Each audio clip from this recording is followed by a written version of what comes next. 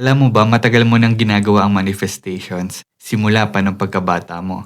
Hindi mo lang namamalayan. Lahat ng meron ka ngayon, bunga yan ng paniniwala, iniisip at ugali mo noon. Kahit hindi mo sinasadya. Kasi ganito yan, yung paniniwala mo, sinishape niyan yung iniisip mo. At yung iniisip mo, sinishape naman yan yung ginagawa mo.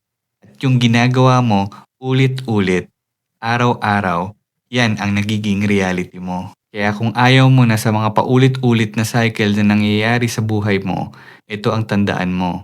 Kung ano ang hindi mo binabago, yun ang pinipili mo. Hindi aksidente kung nasan ka ngayon. Bunga to ng mga seeds na tinanim mo noon.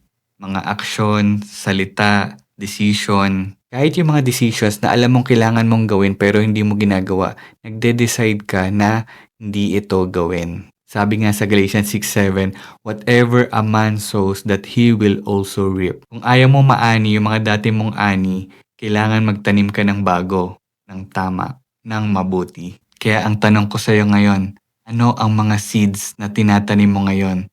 Kasi darating ang panahon, ikaw rin aani niyan.